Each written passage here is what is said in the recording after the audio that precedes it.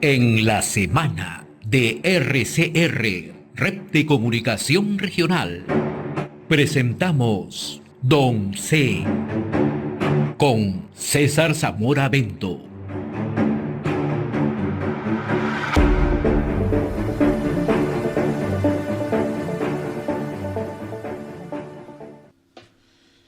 Le damos la cordial bienvenida a esta hora a César Zamora, economista, analista político, en la secuencia Don C. César, qué gusto saludarte, buen día, muy amable. Muy buenos días, José. El gusto es mío también y saludos a toda tu teleaudiencia. Comencemos por el tema del crecimiento económico alcanzado en el mes de mayo, 5,4%, y que de acuerdo a los estimados del Instituto Nacional de Estadística e Informática, es uno de los mejores indicadores logrados en los últimos años en el país, ¿no? Después de una situación bastante compleja. ¿Cómo estás analizando este crecimiento? Y hay quienes dicen que naturalmente ha sido una recuperación, un efecto rebote, ¿no? Hacia adelante, ¿cómo miras el tema económico, César? No deja de ser una buena noticia. La mala noticia sería que no crezcamos. El hecho del crecimiento es una buena noticia, puede ser el rebote porque hemos estado en un punto muy bajo. Cualquier incremento se va a producir porque la condición de la matriz productiva del país da para crecer mucho más. Pero ya, ok, estamos en un 5 punto y algo por ciento para mayo, abril creo, mayo, no recuerdo bien. Mayo.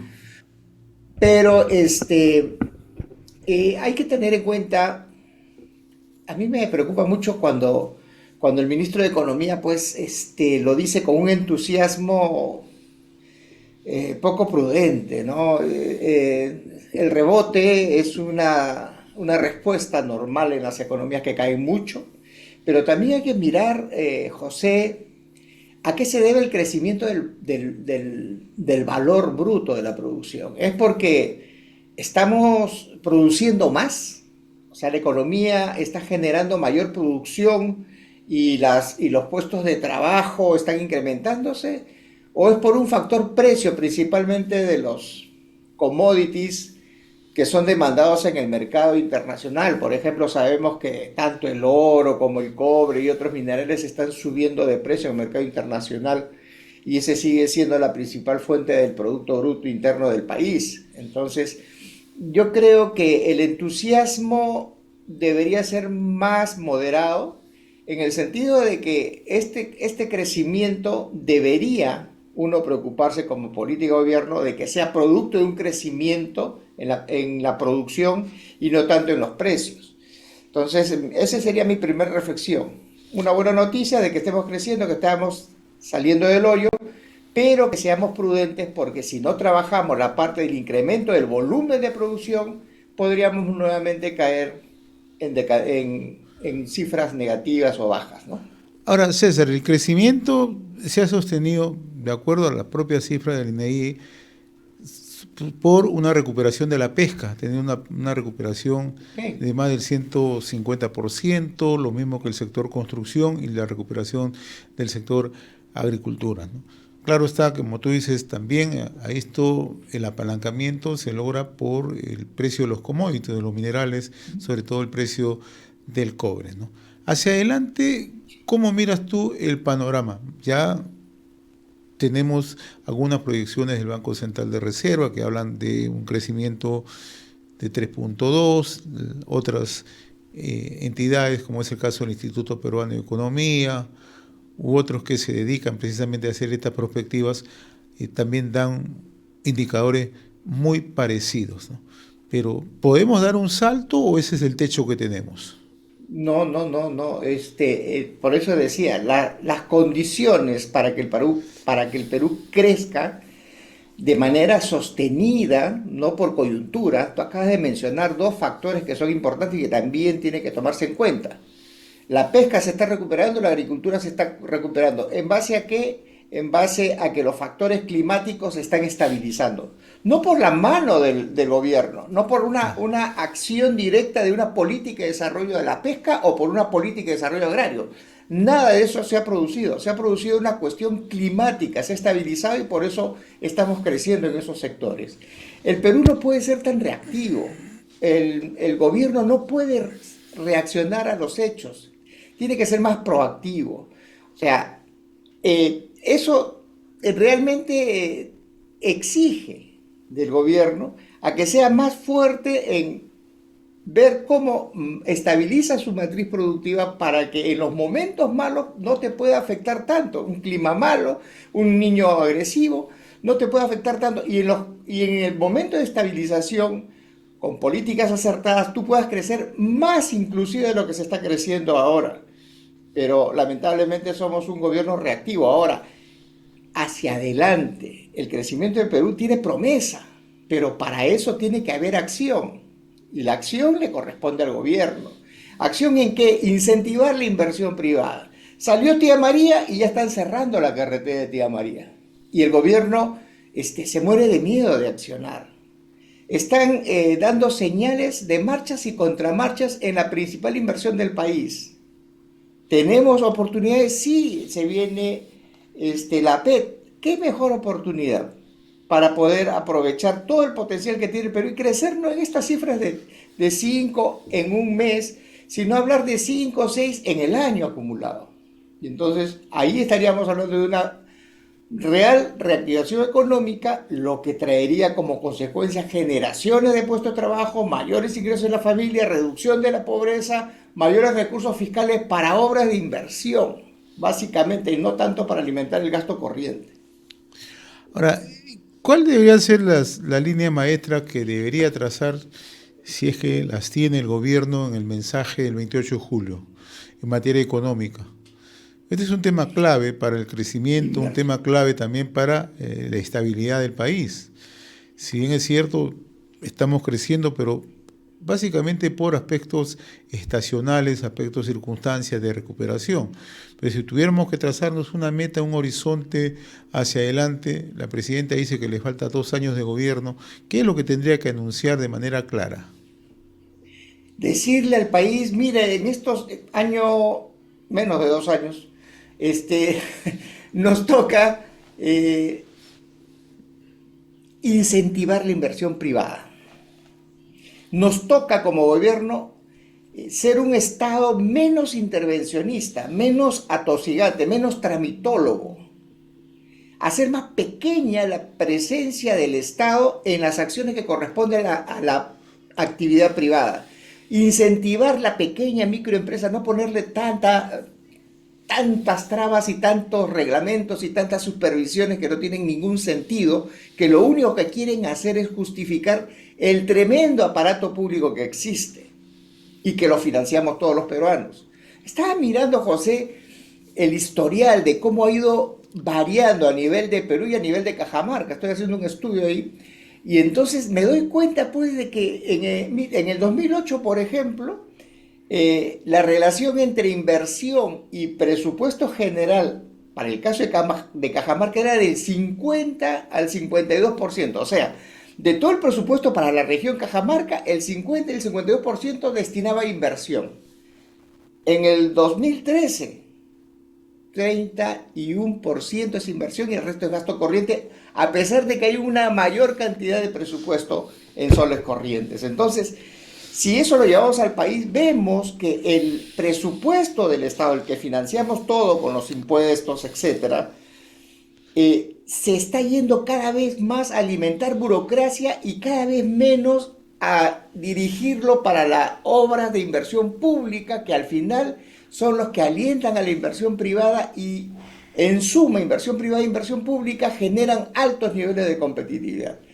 Eso de allí no se está haciendo y el gobierno tiene que hacer, vuelvo a repetir, 2 cosas: ser agresivos en incentivar la inversión privada y ser diligentes en tener un Estado no tan intervencionista, tan atosigante, y también cambiar esa relación del presupuesto más para inversión que para gastos corrientes.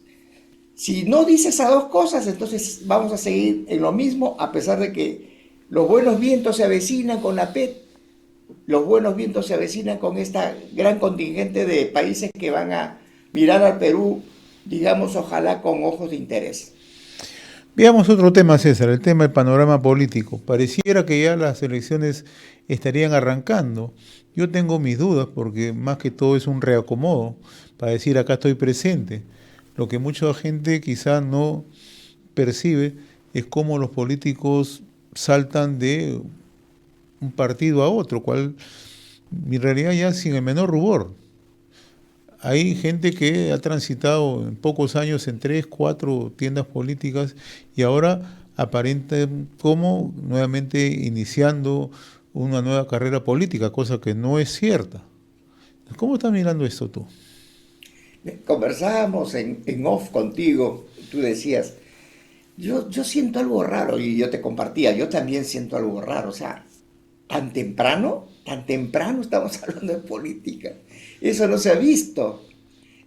Al menos nosotros tenemos nuestras canas que peinamos y no hemos visto que con tanta premura ya se esté hablando de candidatos e inclusive números, la cantidad de organizaciones políticas que van a participar por lo menos de este proceso primario de elecciones, ah, llama mucho la atención y los reacomodos que tú mencionas, ¿no? O sea, acá no hay ninguna ideología que defender. Acá estoy buscando un lugarcito donde yo tener, y hay varios lugarcitos, ¿no? Ya estamos hablando de 30 y un poco más de organizaciones políticas que van a participar, entonces se ha movilizado de tal manera que llama la atención y llama la preocupación. Uno, ¿qué estrategia está detrás de todo esto? Desestabilizar, desconcentrar a la gente, cortina de humo. Ya, uno dice, acá pueden suceder muchas cosas, pero lo más importante que veo yo y que la gente tiene que saber, que estamos abriendo el mercado político. Y yo hacía siempre una analogía. En el mercado común, en donde tú vas a una tienda y escoges la Coca-Cola o el arroz, el producto que a ti te gusta y si no te satisface lo cambias por otro producto, en donde el mercado es así, en la política también hay un mercado. Hay un ofertante que se llama el político y hay un demandante que es el ciudadano.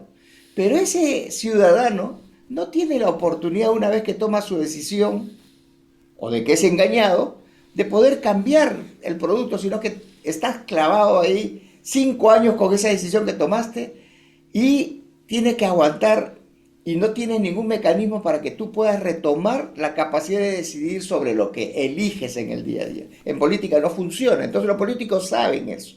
Van a entrar porque tienen su interés, ojo, los políticos como el vendedor del mercado tiene su interés, quiere el poder. Y el poder, si un comerciante o un consumidor va al mercado para satisfacer sus necesidades y atender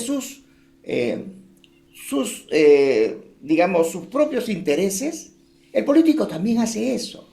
No piensen que el político, como persona que va al mercado, es diferente al político que ofrece una receta política. Va por sus propios intereses. Quiere defender sus intereses o sus intereses de grupo.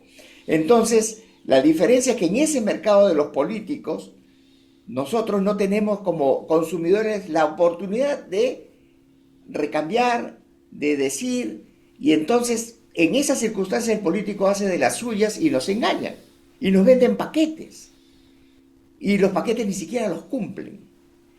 Eso es el gran problema y creo que están trabajando muchísimo en cómo armar un paquete, básicamente emocional para la gente, y por eso la prisa, para que puedan tener opción de llegar con un discurso que no lo va a cumplir cuando llegue a ser gobierno, para que la población les dé el poder por 5 años, y en 5 años, poder político, más la tremenda caja fiscal que podría tener con una economía reactivada, bueno, pues ya se cumplen sus deseos de atender sus intereses personales y de grupo.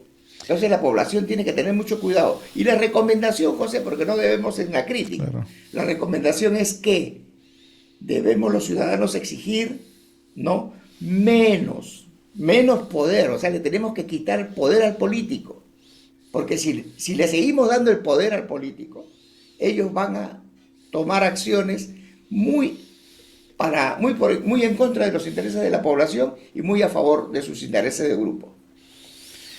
Así es, en efecto, no llama la atención que a 2 años de elecciones generales ya no solamente vemos reacomodos, sino vemos casi mini campañas, ¿no? Ayer hemos visto en una movilización convocada por gremios laborales y otras organizaciones, y hemos visto el lanzamiento de Martín Vizcarra, y hemos visto nuevamente a Verónica Mendoza, que estaban agazapados, pero ahora ya Martín Vizcarra está lanzando su candidatura. Además se olvida que su gobierno, todo el daño que le hizo al país, ¿no? Lo mismo, Verónica Mendoza con un discurso totalmente reciclado, como que si ella no hubiera sido socia política de Pedro Castillo y de Perú Libre, ¿no? Entonces, y así por el estilo, Alejandro Sala, que está acompañando a Martín Vizcarra. Es decir, todo el mundo se recicla. En la derecha también está ocurriendo lo mismo.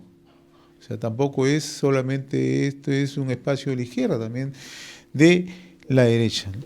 La gran pregunta es, ¿qué tal cantidad de candidatos van a haber para más de 30 organizaciones políticas? O sea, ¿cómo va a ser el filtro? Ahí viene. Primero son elecciones primarias. Así es. Digamos, candidatos no van a haber hasta después de las elecciones primarias, en donde ya tienes el mapeo. Ahorita calcula 30 por 130 congresistas, de repente va a haber 60 senadores y una plancha de 3. El cálculo ya te da miles de personas. Claro. De eso de allí quedarán, no sé, en las primarias pasarán esa valla 10, 12 partidos. Y ahí vas a tener recién a los candidatos reales. Pero en ese juego es donde se generan esos pactos infames debajo de la debajo de la mesa, ¿no? En donde establecen estrategias para lograr convencer a la población que voten por ellos. Una población que, por cierto, no tiene ningún interés. O sea, ni siquiera la mayoría de gente le interesa informarse de lo que ofrece tal o cual. Entonces, como no le interesa porque realmente es difícil que alguien le preste atención o se ocupe, hay muy pocas personas que lo hacemos, pero la mayoría de los ciudadanos no lo hacen, no le importa y solamente votan, y eso lo saben los políticos, solamente votan emotivamente, por emoción, porque un candidato agarró un bebito y le dio un beso, porque alguien se agarra la bandera y se le envuelve, o porque agarra al campesino y le recoge su choclo. O sea, fotos, imágenes, a eso se va a dedicar la campaña, al efectismo, a la parte emotiva de la gente, para arrancarle ese voto que necesita para hacerse del poder.